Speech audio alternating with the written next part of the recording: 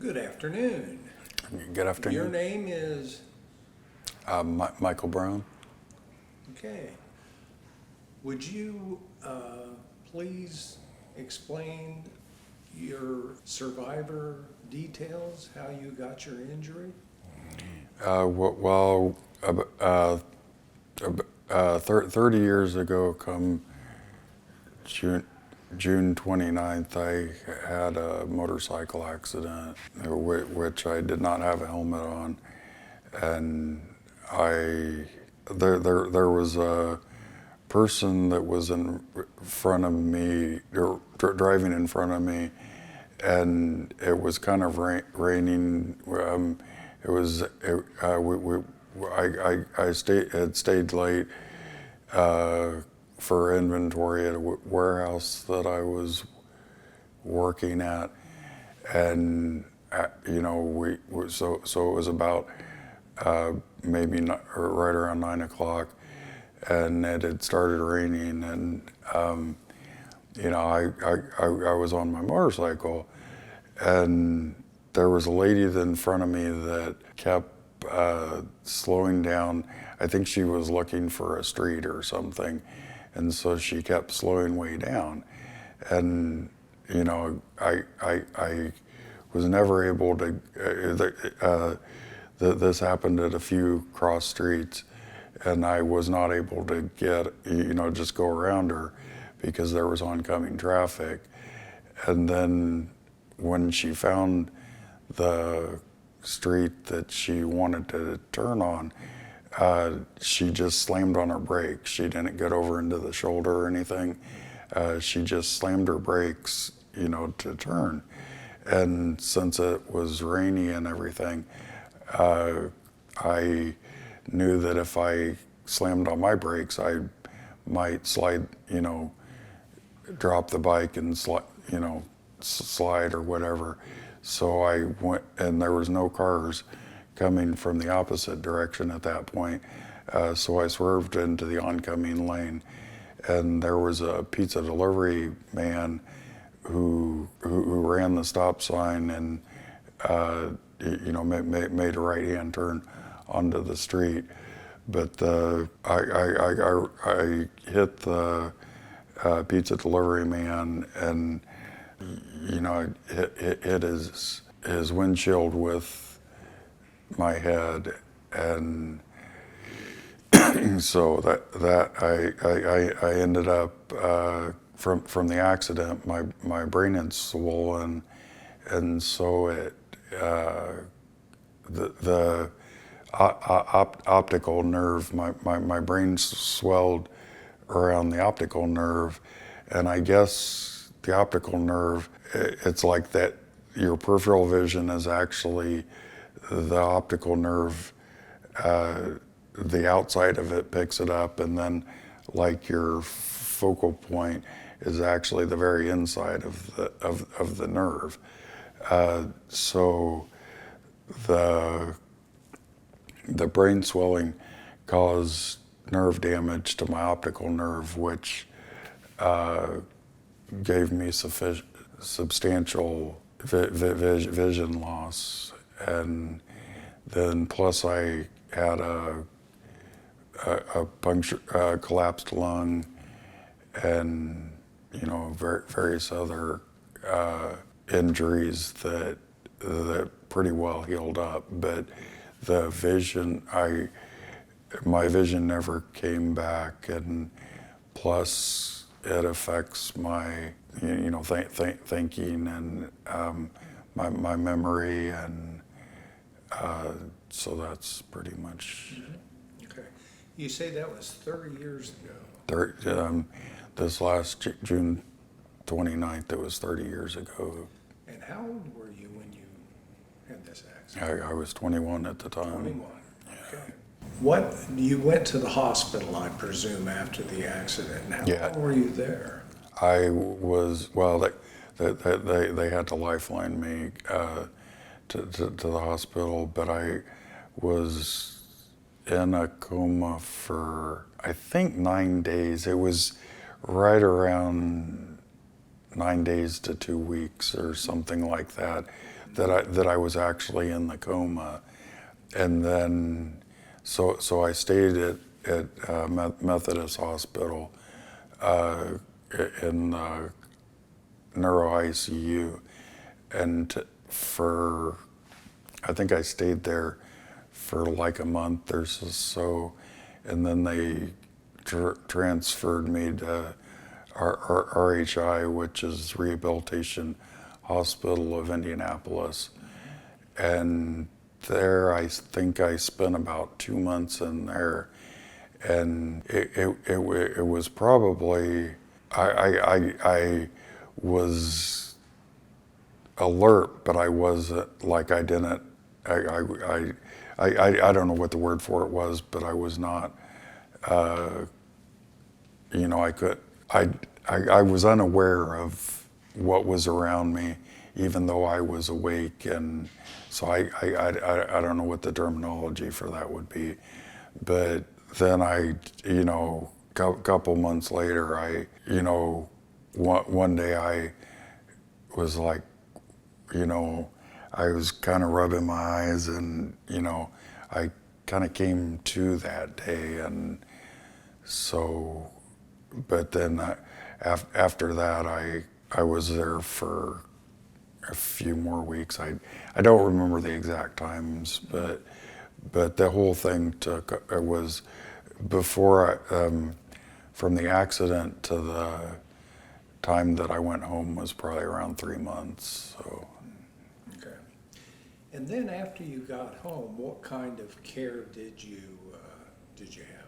have? I just had I was living at my parents' when it happened, and so I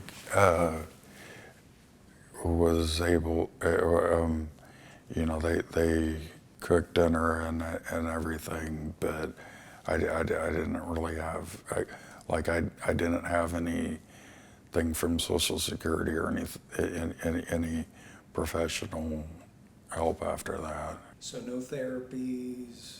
Well, I went to what is this facility near Michigan Road and 96th Street, NRI, or is it NRI? I did go to some occupational therapy and some physical therapy, I think. Okay. And then I went to a few like support group type things, and so that was.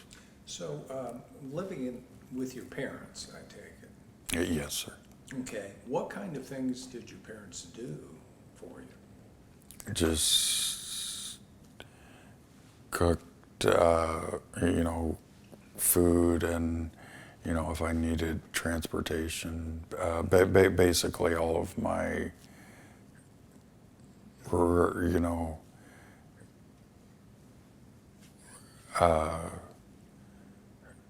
the, you know, food and all that. I mean, you were walking and...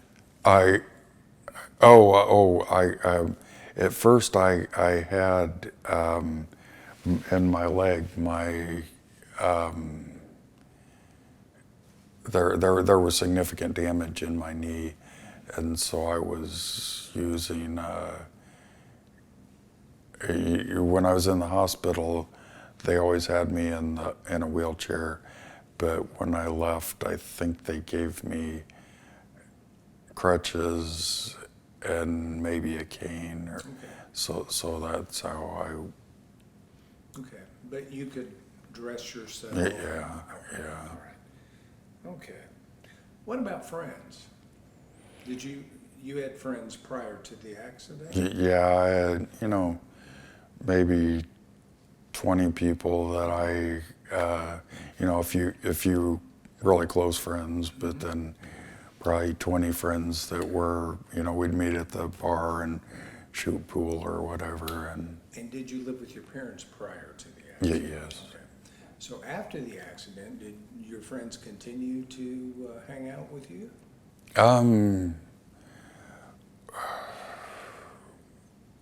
I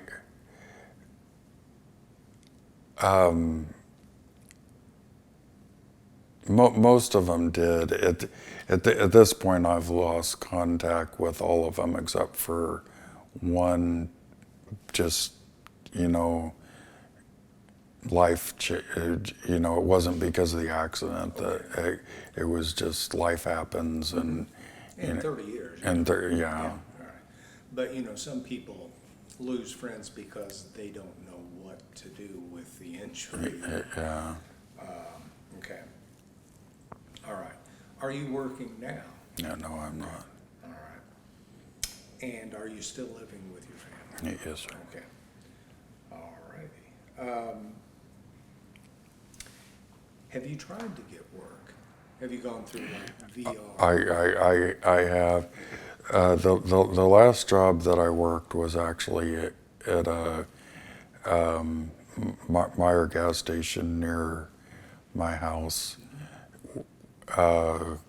third shift, and I found I mean, I really couldn't do it because, like say cigarettes, for example, if somebody wants a pack of cigarettes, you know, the main brands, Marlboro and Camel and everything, are easy to find. But if they ask for a more obscure brand, I wouldn't be able to find it. And it was like, you know, especially they have some that are up above the counter. And so like the ones that were behind me, I could say, you know, do you happen to see that, you know, could you point it out to me? But these ones up here that, you know, they're, so that gave me a big problem. And then since it was at night, I locked the door at midnight, so people would come up and you know, we had a window that they would pay through, and if they wanted something, I was supposed to go get it for them. And some, you know, these people would have a list of, you know, a bunch of things, and I just couldn't remember it. And it was like, it was so stressful. I mean, I ended up, I was not able to work a job at a gas station. And Yeah. So you didn't have anyone to help you with adaptive strategies in order to be able to keep that job? no, Okay. All righty. What kind of things did you know, hobbies, interests, did you, other than motorcycles, did you engage in prior, you know, before your brain injury? What were you into? well, one thing I always like to do is, you know, after work on Friday, we'd go over to the bar and play pool, and that, you know, that was really, and it just got to the point where you can't play, you know, I couldn't focus on it. Just I had to give that up, and Well, if you have visual field loss, you know, you can't see on, you know, yeah. I can understand. Yeah, well, I mean, the way my right eye is, I can see like there. I can't see my hand. It comes right in at about the middle, and then it like this quadrant up here I can see, but everything else I'm blind. And I mean, I know there have been times when I've been using my phone, and there's been like a graph with two columns, and I've been, you know, I was looking at the left column, I think it was for like a car app or something, and I was looking at the brands on the left column, and they also had them on the right column, and I was like, don't tell me they don't have this. And it turns out I was looking at the left column on my iPhone, and I literally could not see the right column. I mean, that's how. Yeah, yeah. I know. Okay. What else were you a fan of back before your injury? One thing that I really liked doing was writing. I would have liked to have eventually maybe written a novel or whatever, but the problem that I have is that it really makes it difficult for me to read. I'm very literate, but I can't see the words, so it makes reading very difficult. And so, like, if you're writing something, you have to go back and proofread it. And if I read more than about a page, I'm just both mentally and my eyes are shot. I'm just exhausted, and it can be as little as a paragraph. Depends on what else is, if how much I've done and so forth. But so that and plus my memory, if you say that Johnny likes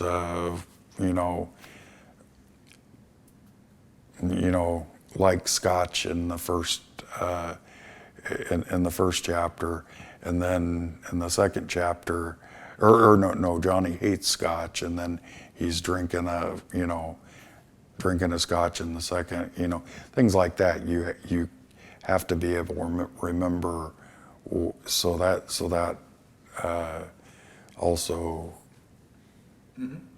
created a problem. Okay. Is there anything more recently that you found that you're really interested in and, kind of avid about, big fan of? I don't know. In so many ways, I kind of have given up to a large degree, because I tried for years and years, and since I've come into contact with Susie and Susie Fitz and Pam Nyheiser and other members of the group,